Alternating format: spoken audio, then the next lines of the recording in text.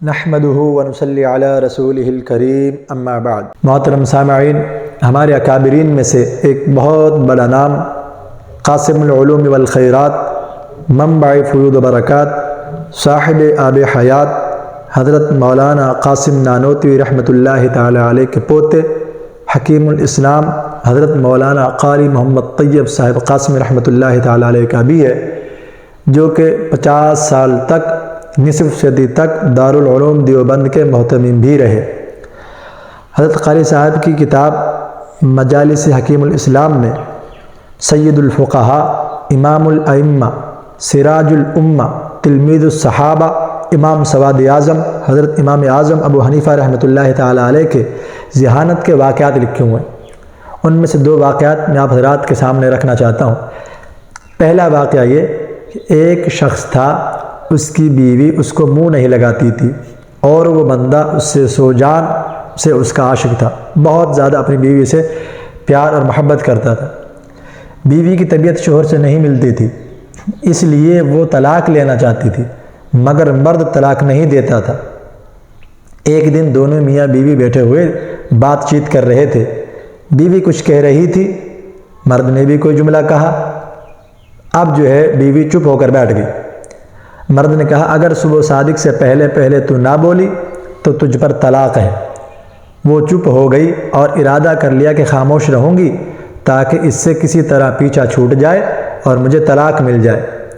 وہ بیچارہ پریشان ہوا اور ہر چند بلوانا چاہتا، کوشش کی کہ بولے مگر وہ بولتی ہی نہیں تھی۔ اب وہ سمجھ گیا کہ یہ طلاق لینا چاہتی ہے اور اس طرح بیوی مجھ سے جدا ہو جائے گی۔ اب اس نے فقہاء کے دروازے کھٹکھٹانا شروع کیے، ان سے جا کر اپنا حال بیان کیا۔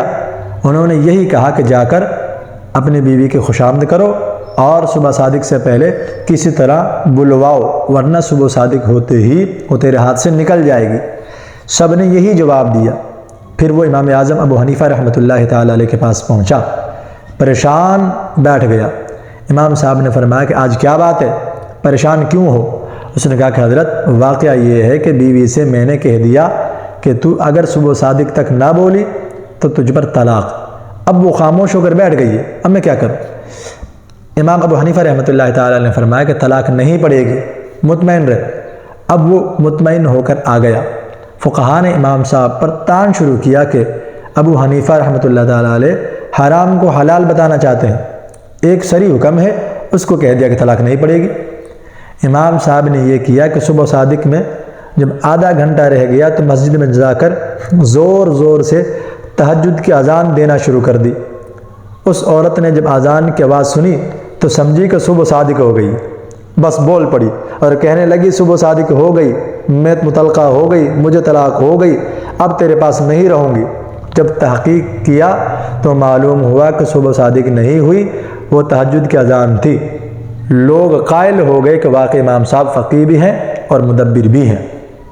دوسرا واقعہ حضرت قاری صاحب نے لکھا ہوا ہے کہ ایک مرتبہ ایک گھر میں چوری ہوئی اور چور اسی محلے کے تھے۔ چوروں نے گھر والے کو پکڑا اور زبردستی حلف لیا کہ اگر تو نے کسی کو ہمارا پتہ بتلایا تو تیری بیوی پر طلاق ہو جائے گی، اگر تو نے کسی کو ہمارے بارے میں بتلایا تو تیری بیوی پر طلاق ہو جائے گی۔ اس بیچارے نے مجبوراً طلاق کا حلف لیا اور چور اس کا سارا سامان لے کر چلے گئے۔ اب وہ بہت پریشان ہوا کہ اگر میں چوروں کا پتہ بتلاتا ہوں تو مال تو مل جائے گا مگر بیوی ہاتھ سے نکل جائے گی، اور اگر پتہ نہیں بتلاتا ہوں تو بیوی تو رہے گی مگر سارا گھر خالی ہو جاتا ہے۔ تو مال اور بیوی میں تقابل پڑ گیا، یا تو مال رکھے یا بیوی رکھے، اور کسی سے کہہ بھی نہیں سکتا تھا کیونکہ وہ عہد کر چکا تھا۔ پھر امام صاحب رحمۃ اللہ تعالی کی مجلس میں حاضر ہوا اور وہ بہت غمگین، اداس اور پریشان تھا۔ امام صاحب رحمۃ اللہ تعالی نے فرمایا کہ آج تم بہت اداس ہو، کیا بات ہے؟ اس نے کہا، حضرت میں کہہ بھی نہیں سکتا۔ فرمایا کچھ تو کہو۔ اس نے کہا کہ حضرت اگر میں نے کچھ کہا تو نہ جانے کیا ہو جائے گا۔ پھر فرمایا کہ اجمالاً کہو۔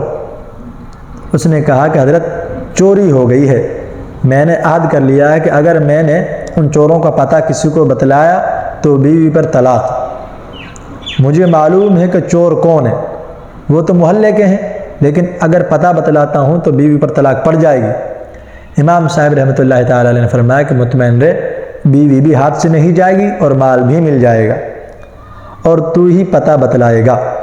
کوفہ میں پھر شور مچ گیا کہ ابو حنیفہ یہ کیا کر رہا ہے، یہ تو ایک عہد ہے، جب وہ پورا نہ کرے گا تو بیوی پر طلاق پڑ جائے گی۔ امام صاحب رحمۃ اللہ تعالیٰ علیہ نے کیسے کہہ دیا کہ نہ بیوی جائے گی اور نہ مال جائے گا؟ علماء اور فقہا پریشان ہو گئے۔ امام صاحب رحمۃ اللہ تعالیٰ علیہ نے فرمایا کہ کل ظہر کی نماز میں تمہارے محلے کی مسجد میں آ کر پڑھوں گا۔ چنانچہ امام صاحب تشریف لے گئے، وہاں نماز پڑھی اور اس کے بعد اعلان کر دیا کہ مسجد کے دروازے بند کر دیے جائیں، کوئی باہر نہ جائے۔ مسجد میں چور بھی تھے، مسجد کا ایک دروازہ کھول دیا، ایک طرف خود بیٹھ گئے اور ایک طرف اس کو بٹھا دیا، اور فرمایا کہ ایک ایک آدمی نکلے گا، جو چور نہ ہو اس کے متعلق کہتے جانا یہ چور نہیں ہے، اور جب چور نکلنے لگے تو چپ ہو کر بیٹھ جانا۔ چنانچہ جو چور نہیں ہوتے تھے ان کے متعلق کہتا جاتا تھا کہ یہ بھی چور نہیں ہے، یہ بھی چور نہیں ہے، اور جب چور نکلنے لگتا تو خاموش ہو کر بیٹھ جاتا۔ اس طرح اس نے گویا بتلایا بھی نہیں، اس نے بتلایا نہیں، مگر بلا بتلائے سارے چور متعین ہو گئے کہ یہ سب چور ہیں۔ چنانچہ چور بھی پکڑے گئے، مال بھی مل گیا، اور بیوی بھی ہاتھ سے نہیں گئی۔ یہ تدبیر کی بات تھی۔ اللہ تعالیٰ نے حضرت امام اعظم ابو حنیفہ رحمۃ اللہ تعالیٰ علیہ کو بڑے فہم و فراست اللہ تعالیٰ نے عطا کی تھی، بڑا ذہن، کمال کا ذہن دیا تھا۔ اسی وجہ سے امام اعظم ابو حنیفہ رحمۃ اللہ تعالیٰ علیہ تمام فقہا کے سردار ہیں۔ ہم بھی امام ابو حنیفہ رحمۃ اللہ تعالیٰ علیہ کے پیروکار ہیں، اور فقہ میں ان کے جو ہے انہی کی باتوں کو مانتے ہیں۔ اللہ تعالیٰ سے اللہ تعالیٰ ہمیں بھی دین میں سمجھ عطا فرمائے اور دین پر چلنے والا بنائے۔ وآخر دعوانا ان الحمد للہ رب العالمین۔